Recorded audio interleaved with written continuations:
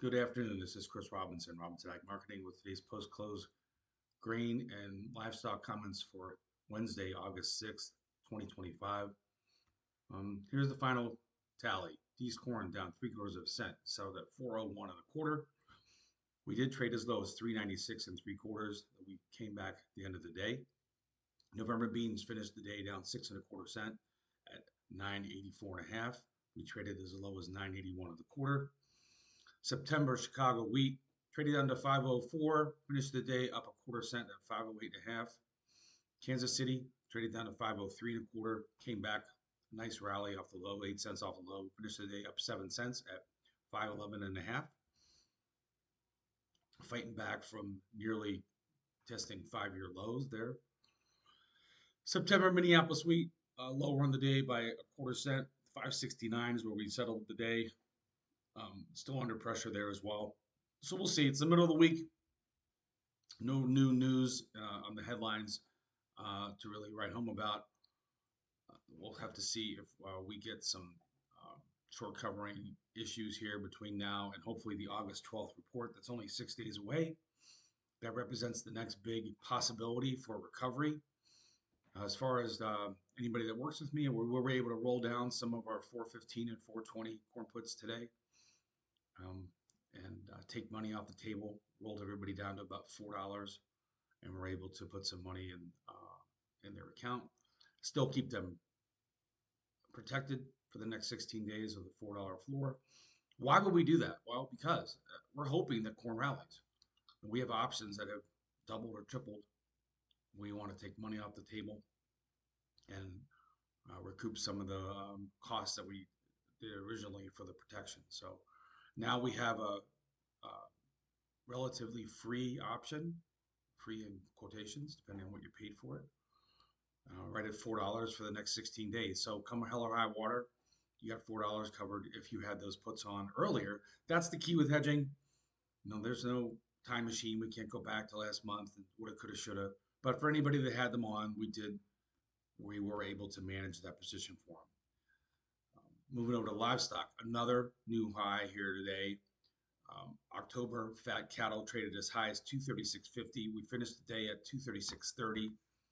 Now you got to start talking about, are we going to have 250 fat cattle? Apparently so. It's hard to believe that just a month ago we were at 210. So we've gone up 26 bucks since the July 2nd low. Just incredible rally continuing in the live cattle. This seems to matter, but no matter what happens in the cash market, no matter what happens with the packers, no matter what happens with the seasonals we were supposed to have turned here for fat cattle, and the market just keeps shaking them off.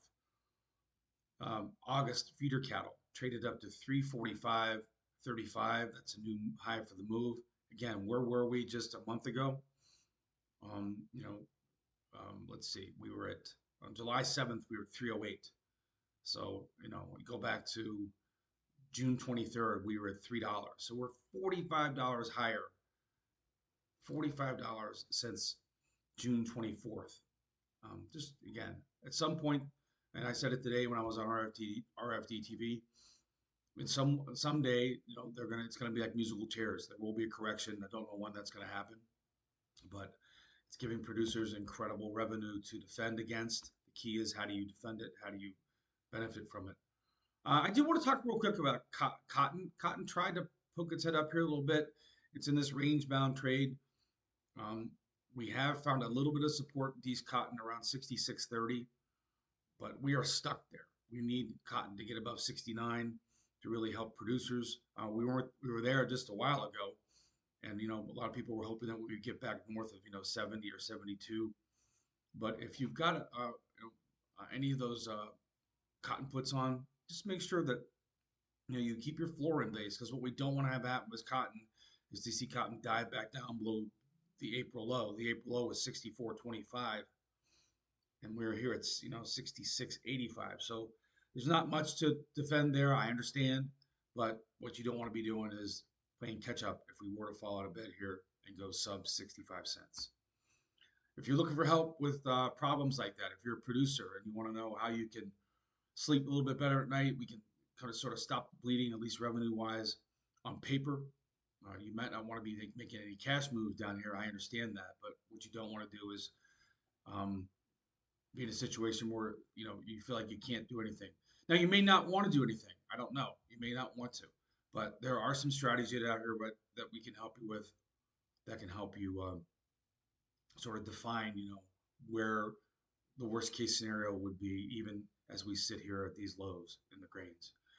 Flip side with cattle, how do you take advantage of the fact that we've had this extremely, bullish move in cattle, which just seems like it's never ever ever going to end.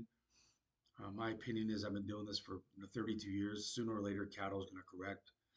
And then, 2 years from now, somebody will be writing a book saying how they knew the high was in cattle and how they turned, 10 grand into $1 million. That's complete nonsense. Nobody knows when that turn is going to come. What we can do is defend as much of it as we possibly can. This is Chris Robinson, Robinson Ag Marketing. If you're looking for help, if you want somebody that's got some experience that can help you navigate these waters, give me a call, 312 638 8868. Have a great rest of the day.